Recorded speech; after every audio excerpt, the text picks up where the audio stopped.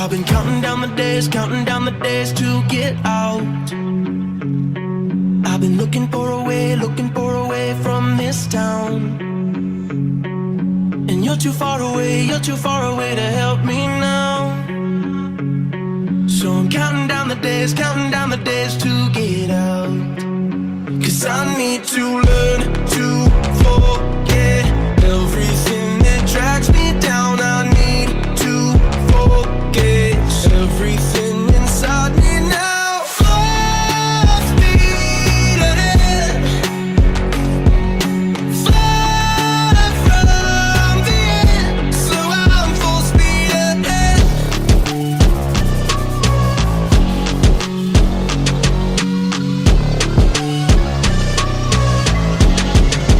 Full speed ahead.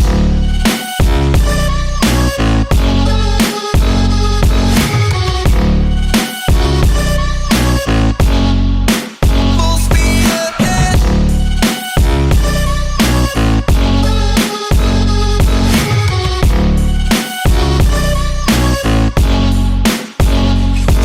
I've been staring at the sun in my eyes. I've been keeping on the run every night. But you're too far away to see the signs. So I'm staring at the sun till I'm dry. 'Cause I need to learn to forget everything that drags me down. I need to forget everything inside me now. Full speed ahead, fly from the end. So I'm full speed ahead.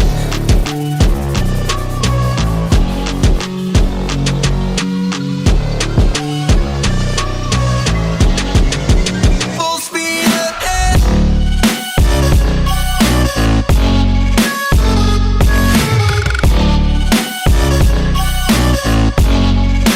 Full speed ahead.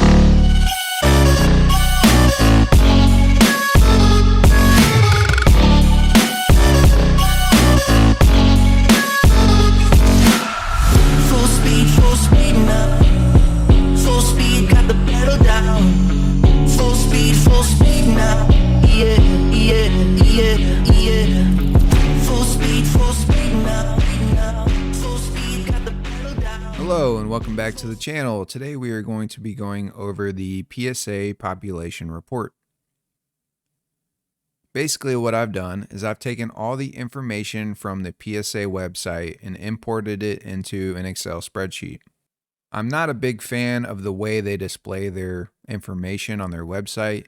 It's very difficult to do any data analysis. But what I've done is I've actually inputted not only the amount of times a card has been graded, I've also included the amount of PSA 9s and 10s. What we can do with this information is we can compare, quality control across different cards. This also lets us get a good idea of what's really popular, what is popular, but there isn't a lot of print count. And this is a tool that can be used to make sure you're making great investments. So first, let's go ahead and just talk about the layout. Now, everything on the left side from J and over is going to be referring to my holofoils. And then everything to the right of J is all going to be crystal shards. Today, we're not going to talk about base cards. So obviously, this first column is going to be our card. The next three columns are going to tell me where the card was printed and then the amount of times it was graded.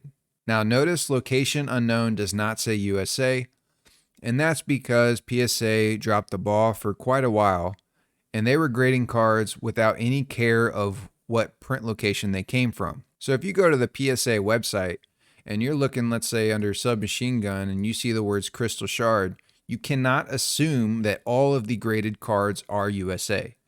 There is a very good, very likely chance that some of the cards that are listed under this section would actually be Italy or Brazil, especially when you start talking about some of the larger population cards.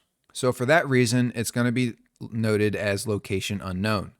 Now, eventually they got their head out of their ass and they started grading them, labeling them Italy and Brazil.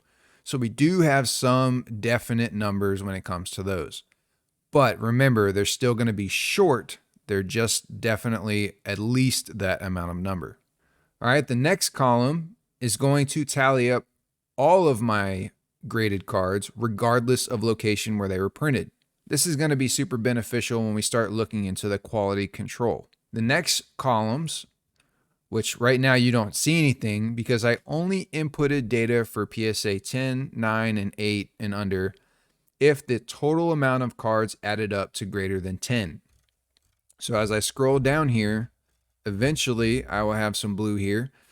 So if the card was graded more than 10 times, then I did input this data. And we'll talk a lot more about this in a minute. It's actually a very useful tool and the whole reason I set this thing up to begin with. All right, and then on the right side, I have all my crystal shards, and it's pretty much the exact same layout. There is no difference other than it being crystal. So now let's see what we can actually use this to determine.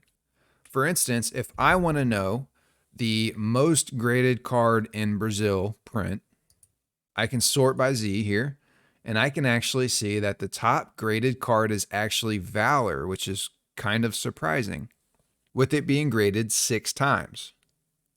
Right? And then if I look at this column, I can see the total times Valor has been graded is 15 times. And then I can actually use my data over here now. So I know that out of this 15, there are 7 PSA 10s.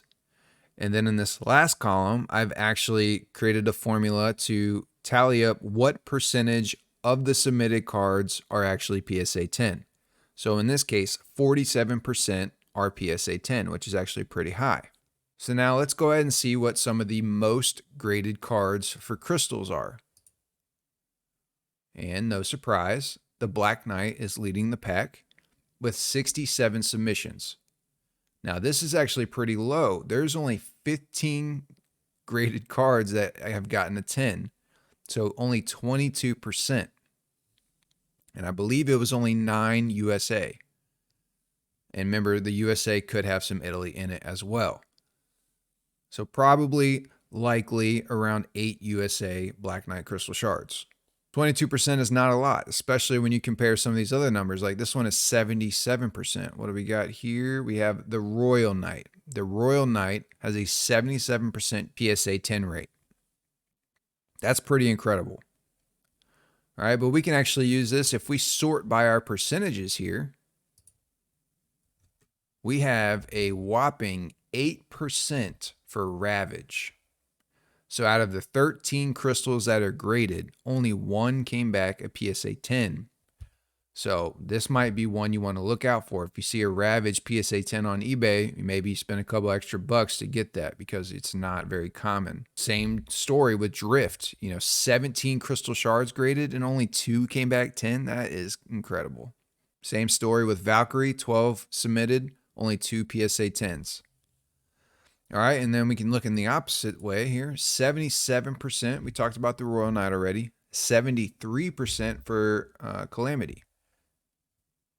11 submissions, 8 PSA 10s. That's pretty solid. It's not a very large, pool, but it's still good data nonetheless. All right, so obviously a lot of information you can derive from this. One thing I did this for is I wanted to know what were some of the most graded cards. So if we go through just holo foils, actually, let's go ahead and do it by all locations.